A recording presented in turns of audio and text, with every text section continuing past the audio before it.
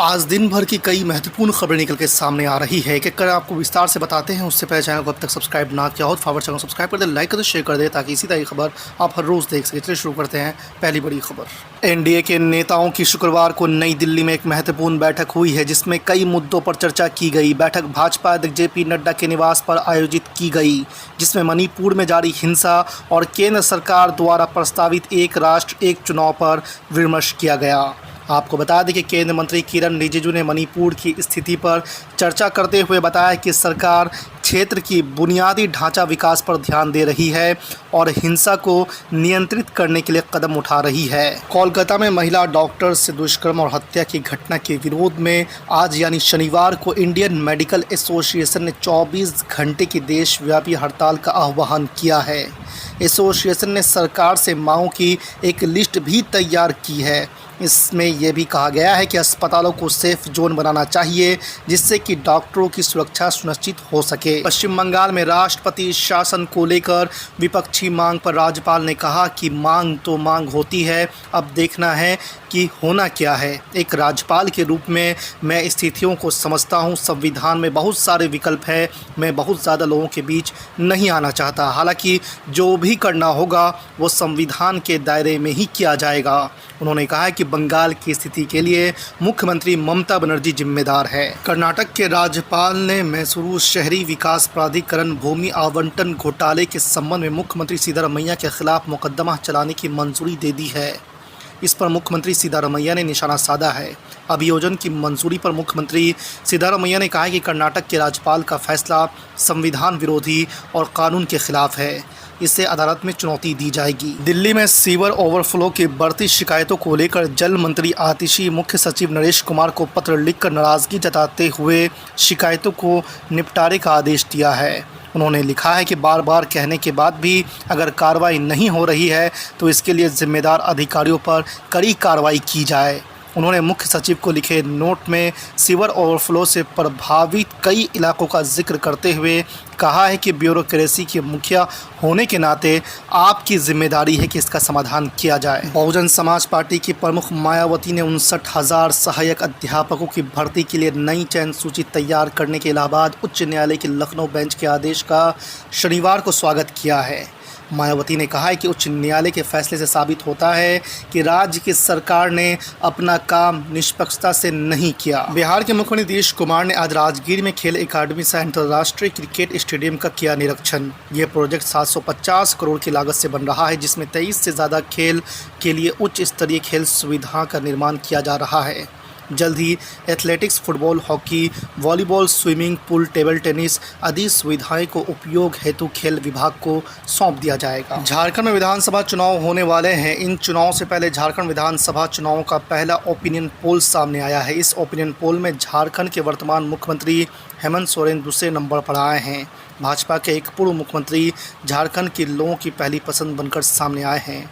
Opinion poll में 4 नेताओं का नाम दिया गया था जिसमें भाजपा के पूर्व मुख्यमंत्री को सबसे ज़्यादा लोगों ने झारखंड के सीएम के रूप में पसंद किया है। रूस और यूक्रेन के बीच चल रहे संघर्ष में एक नई और चौंकाने वाली स्थिति उत्पन्न हो गई है। हाल ही में यूक्रेन ने रूस पर एक आक्रामक हमला किया जिससे न केवल पुतिन के लिए चिंता बढ़ा दी है बल्कि पश्चिमी देशों को भी आश्चर्यचकित कर दिया है। इस हमले के बाद रूस ने अपनी सुरक्षा व्यवस्था को मजबूती प्रदान करने के लिए और कुर्सक क्षेत्र को सुरक्षित करने के लिए महत्वपूर्ण कदम उठाए हैं। सऊदी अरब के क्राउन प्रिंस मोहम्मद बिन सलमान ने अपनी हत्या का डर जताया है। उन्होंने अनवर सादत का उदाहरण देते हुए कहा है कि उनकी भी हत्या की जा सकती है। सऊदी के राजकुमार का कहना है कि उन्होंने इजरायल के साथ संबंधों को सामान्य बनाने के लिए अपना समर्थन दिया है, इस कारण उनकी हत्या की जा सकती है। प्रिंस मोहम्मद बिन सलमान ने कथित तौर पर अमेरिकी सांसदों से कहा है कि उन्हें शांति की अपनी कोशिशों के कारण मारे जाने का डर है। फ्रांस में आयोजित एक एयर शो के दौरान एक दर्दनाक हादसा हुआ है जिसमें 65 वर्षीय पायलट की जान चली गई है। पायलट एक फोगा मैजिस्टर जेट विमान उड़ा रहा था जो अचानक नियंत्रण खोने के बाद भूमध्य मध्य सागर में गिर गया। इस हादसे में पायलट की मृत्यु हो गई। पायलट के शव को बाद में बरामद किया गया।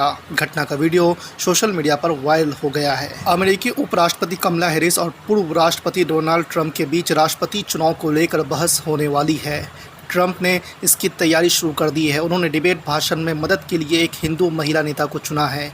ट्रंप ने अपने हमलों को तेज़ करने में मदद के लिए पूर्व डेमोक्रेटिक कांग्रेस और हिंदू अमेरिकी नेता तुलसी गैबार्ड को सामने लाया है। न्यूयॉर्क टाइम्स ने अपनी रिपोर्ट में इसकी जानकारी दी है। गुरुवार को अजीत पवार ने मराठा कोटा मुद्दे पर चर्चा के लिए राज्य में एक सर्वदलीय बैठक बुलाने की वकालत की है। 3 दिन पहले उनके चाचा और वरिष्ठ नेता शरद पवार ने भी इसी तरह इस मुद्दे पर सर्वदलीय बैठक बुलाने की मांग की थी। अजित पवार ने अपनी जन सम्मान यात्रा के दौरान पीटीआई भाषा से बातचीत में कहा है कि विपक्षी दलों को नज़रअंदाज नहीं किया जा सकता क्योंकि वे भी लोगों का प्रतिनिधित्व करते हैं। भाजपा के वरिष्ठ नेता सुब्रमण्यम स्वामी ने राहुल गांधी की नागरिकता के मामले में हाई कोर्ट में अर्जी दाखिल की है। स्वामी ने पिछले सप्ताह ही आरोप लगाया था कि राहुल गांधी के पास ब्रिटेन की नागरिकता है।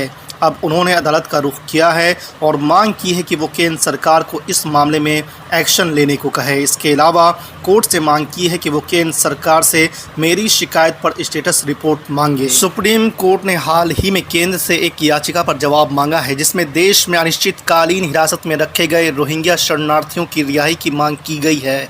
कोर्ट ने 12 अगस्त को इस संबंध में आदेश जारी किया। शीर्ष अदालत ने कहा है कि नोटिस जारी कर रहे हैं, इसका जवाब 27 अगस्त 2024 तक दिया जाना चाहिए। आपको बता दें कि जनहित याचिका में भारत में युवा, महिलाओं और बच्चों सहित रोहिंग्या शरणार्थियों को अनिश्चित काल के लिए हिरासत में रखने को चुनौती दी गई है। शिवसेना यूबीटी प्रमुख उद्धव ठाकरे ने शुक्रवार को आगामी विधानसभा चुनाव में सबसे अधिक सीट जीतने वाली पार्टी के मुख्यमंत्री पद पर दावे वाले फॉर्मूले की बजाय चुनाव से पहले ही मुख्यमंत्री पद का चेहरा घोषित करने पर जोर दिया है और कहा है कि वो महाविकास अघाड़ी की ओर से घोषित ऐसे किसी भी उम्मीदवार का समर्थन करेंगे।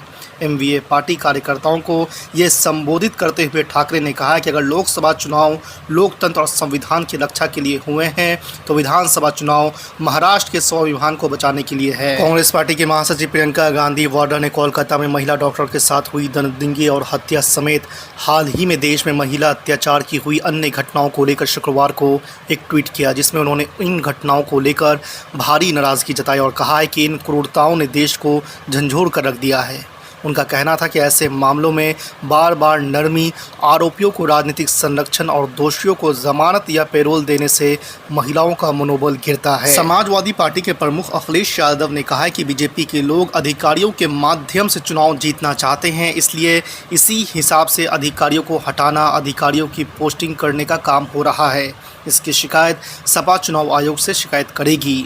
अखिलेश यादव ने ये बात शुक्रवार को वीरंगना अवंतीबाई लोधी की प्रतिमा पर पुष्पांजलि अर्पित करने के बाद पत्रकारों से कही। उन्होंने कहा है कि लेकिन उपचुनाव में समाजवादी पार्टी बीजेपी को हराएगी। अखिलेश यादव ने कहा कि ये लोग ऐसे अधिकारी तैनात कर रहे हैं जो इनके बुद्ध के लिए काम करे। जन स्वराज के सूत्रधार प्रशांत किशोर अगले साल होने वाले बिहार विधानसभा चुनाव से पहले मुख्यमंत्री नीतीश कुमार और पूर्व डिप्टी सीएम तेजस्वी यादव से सेमीफाइनल खेलने वाले हैं।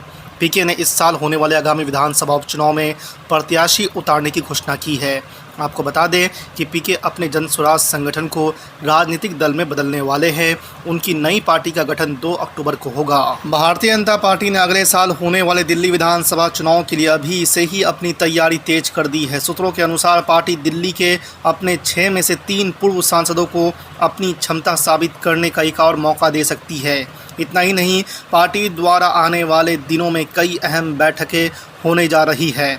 भाजपा ने इस साल लोकसभा चुनाव में दिल्ली के अपने 7 में से 6 सांसदों को बदल दिया था। पिछले दिनों दिल्ली में कथित तौर पर रोहिंग्या मुसलमानों को पीटने वाला दक्ष चौधरी अब रो रहा है। कथित गौरक्षक दक्ष चौधरी का एक वीडियो सामने आया है जिसमें वो कह रहा है कि पुलिस ने उसे आदतन अपराधी घोषित कर दिया है और उसके परिवार को परेशान किया जा रहा है। उसने पुलिस के सामने सरेंडर करने की बात भी कही है।